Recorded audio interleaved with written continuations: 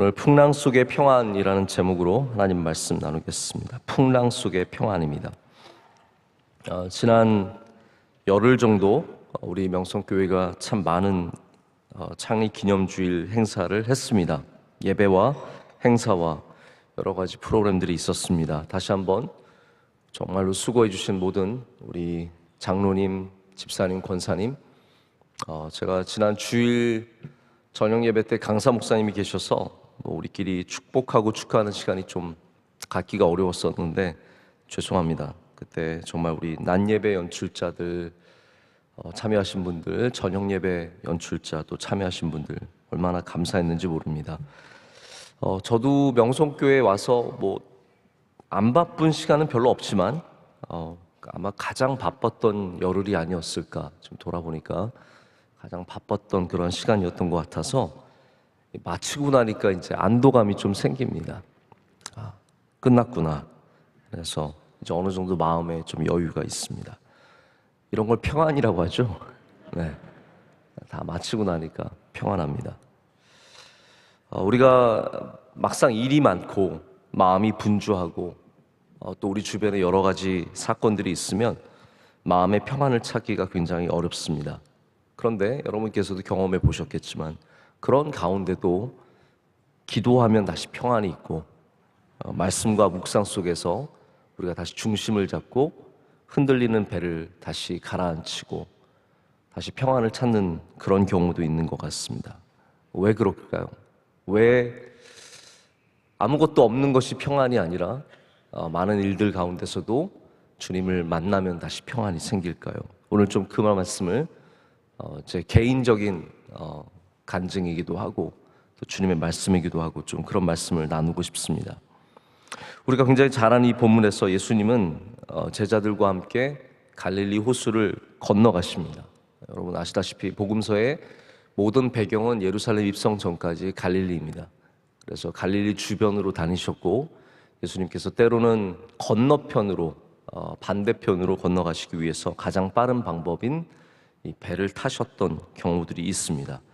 여기 바다라고 되어 있지만 실제로는 호수이죠. 갈릴리 호수입니다. 그런데 이 갈릴리 호수는 바다와 같은 풍랑이 있습니다. 이 풍랑이 있는 호수, 참 아이러니하지 않습니까? 호수는 다 평온한 것 같은데 호수에도 풍랑이 있습니다. 우리의 삶이 호수로 가면 평안할 것 같은데 이렇게 호수에도 풍랑이 몰려올 수 있습니다. 그러면 연못으로 가면 되겠지?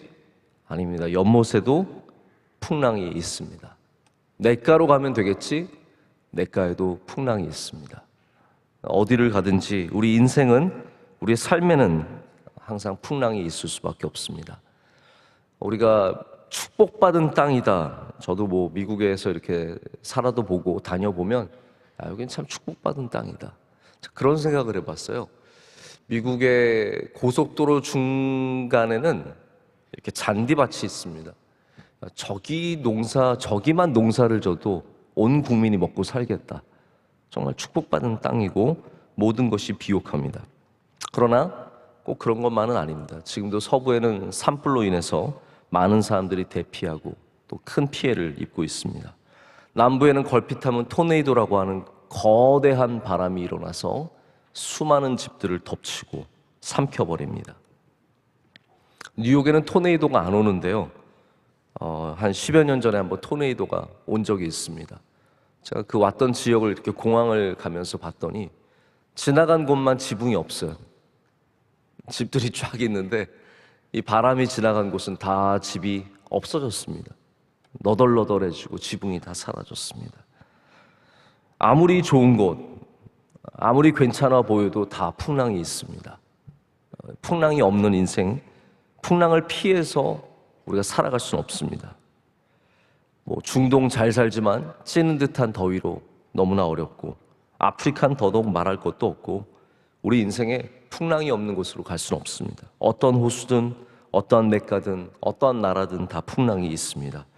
예수님은 심지어는 이 사건을 통해서 우리가 예수님과 함께 있을 때에도 풍랑이 찾아올 수 있다는 것을 말씀해 주고 있습니다. 여러분, 우리가 예수님 안 믿어서 그 문제가 꼭 있는 것은 아닙니다. 예수님이 우리의 삶에 안 계셔서 여러분에게 그런 어려움이 있는 것도 아닙니다.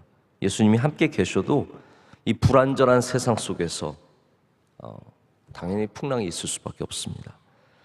예수님 믿으면 다 병 안 걸리고 사고 안 당하고 다 안전하게 건강하게만 장수하며 살겠습니까?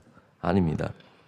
이 파괴된 세상, 이 불안전한 세상, 이 죄악의 세상 속에서는 우리는 고통과 고난에 고스란히 다 노출될 수밖에 없습니다.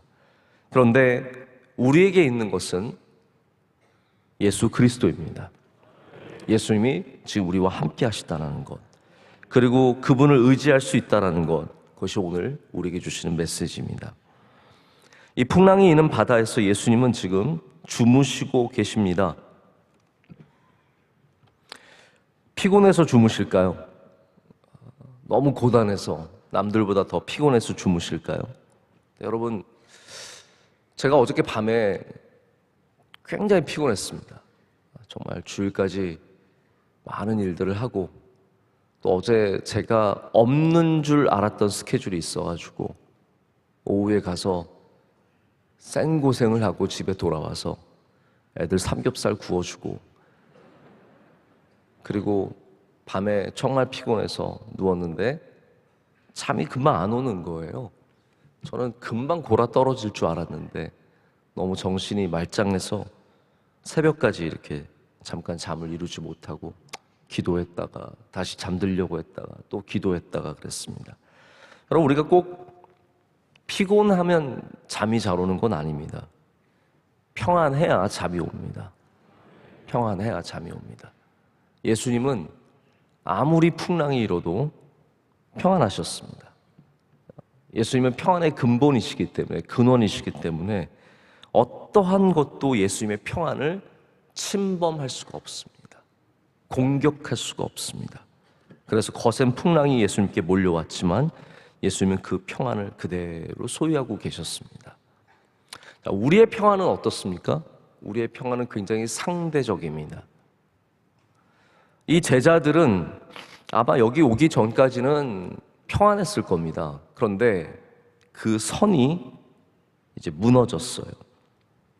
여기 오늘 말씀의 24절을 보십시오. 어떻게 되어 있냐면 바다에 큰 놀이 일어나 배가 물결에 덮이게 되었을 때 예수께서는 주무시는지라. 자, 이 말씀은 아마 놀이 일어나도 크지 않았으면 제자들은 평안했을 것이고 물이 일어나도 배를 덮치지만 않았으면 제자들은 평안했을 것이다 라는 것을 말해주고 있습니다. 그런데 여기 문제는 제자들도 여기까지는 괜찮아요. 이 정도 놀은 평안하고 이 정도 물이 덮치는 건 가능하지만 큰 놀이 일어나고 이 선이 넘은 겁니다. 한마디로 말하면 내 선이 넘었어. 난 여기까지는 평안을 지킬 수 있는데 내가 갖고 있는 그 능력을 넘어서는 순간부터 그들은 불안해지기 시작하고 두렵고 그리고 결국은 이렇게 벌벌벌 떨면서 아무것도 할 수 없는 그런 상황이 되어버리고 맙니다. 우리의 평안이 그런 구조라는 거죠. 할만할 때까지 그 선까지가 있습니다. 물이 배를 덮치지 않는 그 순간까지는 우린 다 괜찮지만 그 순간을, 그 선을 넘어서는 순간부터 우리는 두려움에 휩싸이게 됩니다. 저도 아까 말씀드렸죠. 제 간증이라고 했잖아요. 제가 자꾸 저를 돌아보게 되더라고요. 많은 분들이, 어떤 분들이 이제 그렇게 얘기하세요. 목사님 참 힘드시겠어요. 어떻게 하세요? 저도 할만하니까 하는 겁니다.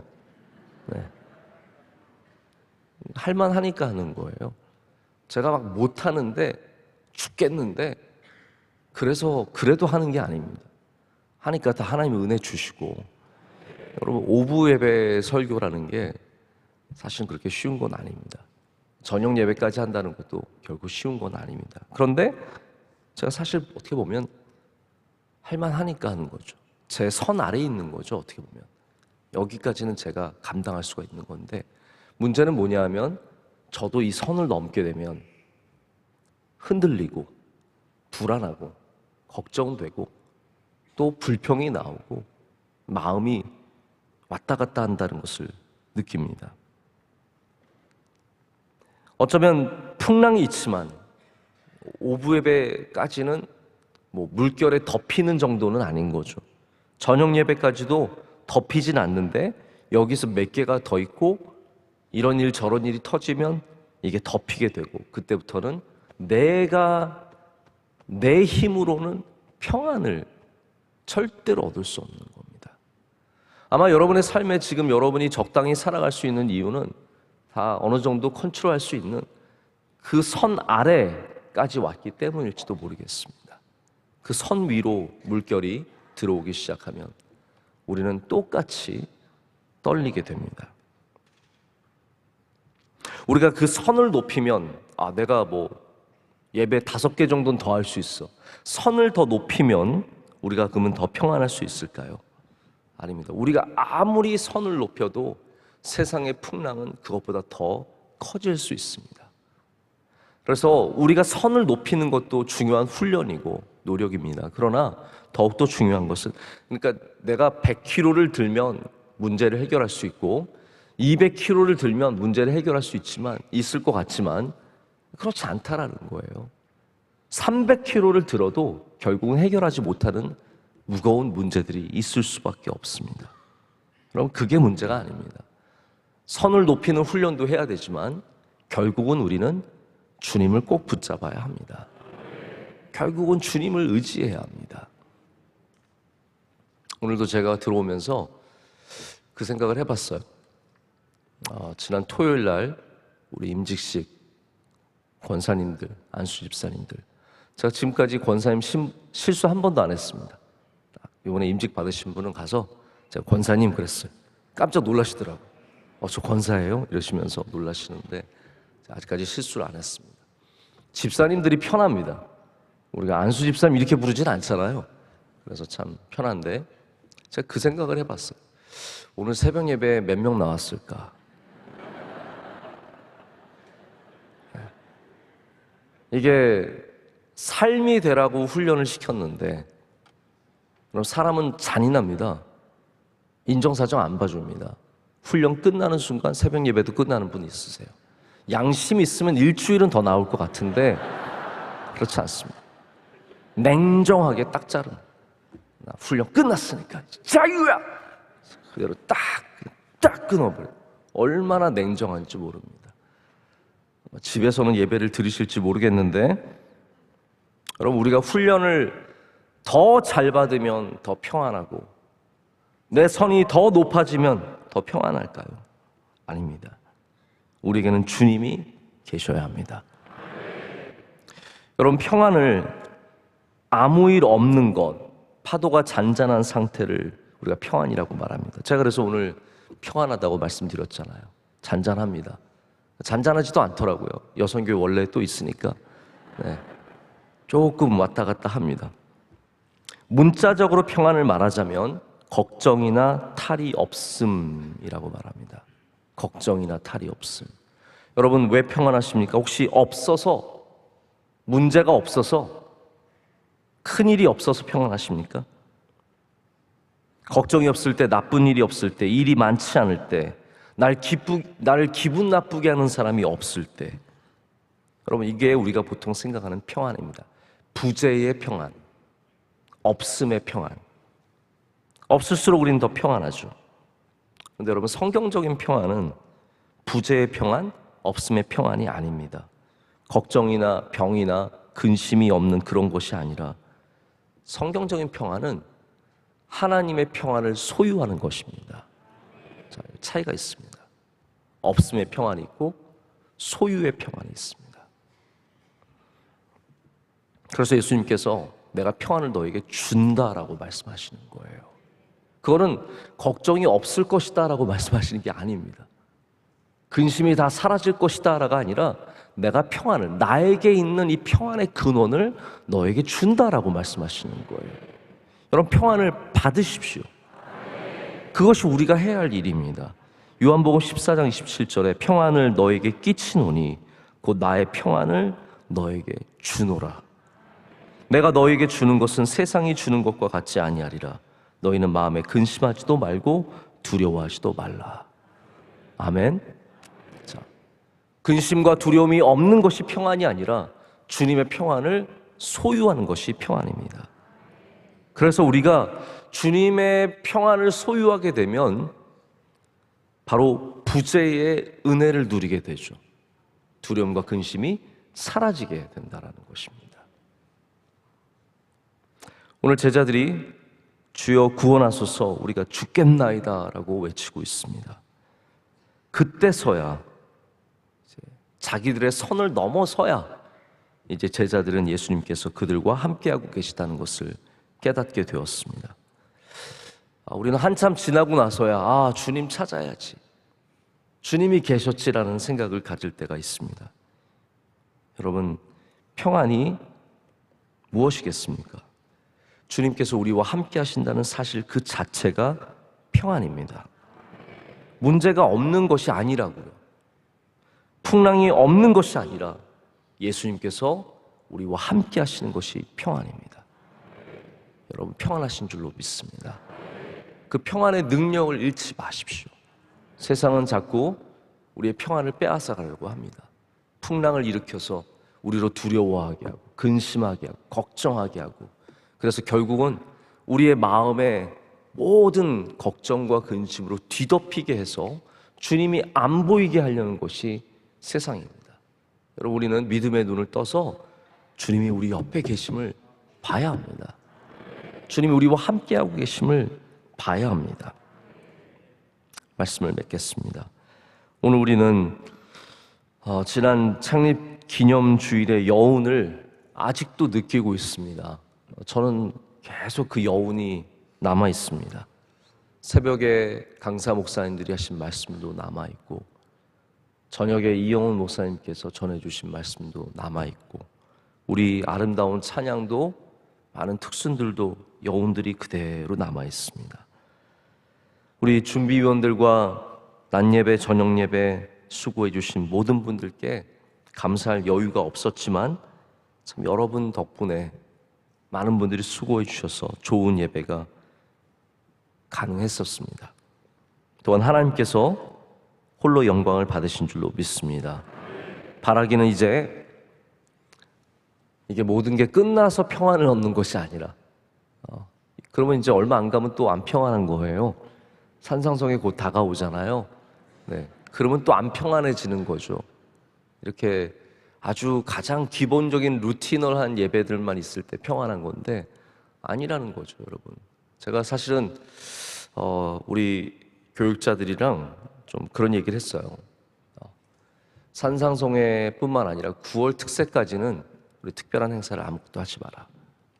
뭐 대단한 행사도 하지 말고 특순도 많이 세우지 말고 좀 평안하게 가자.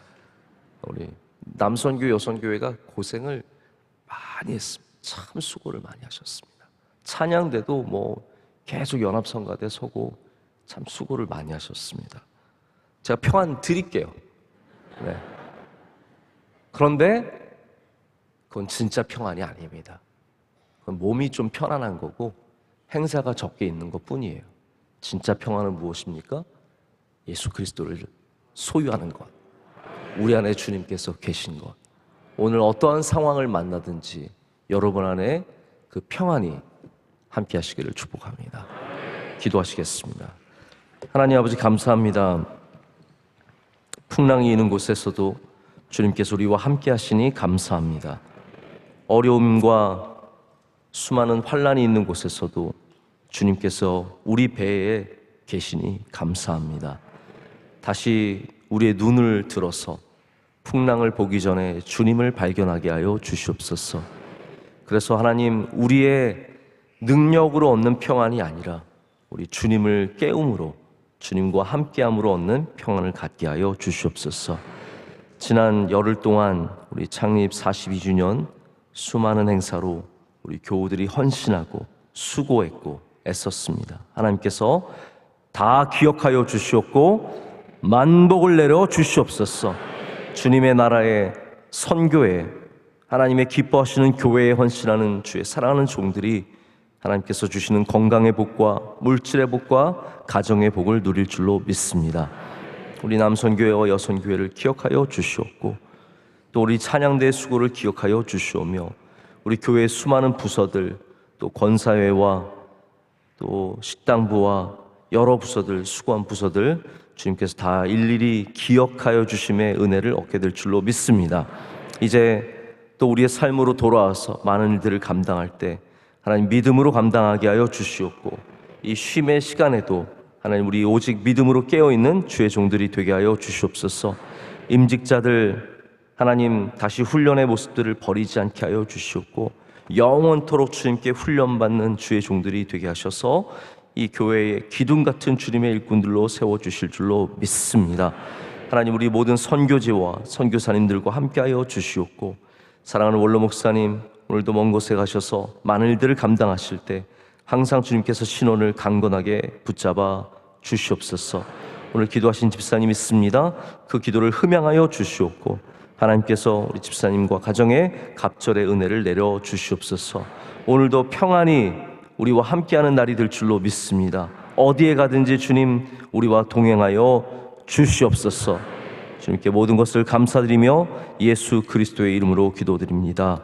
아멘.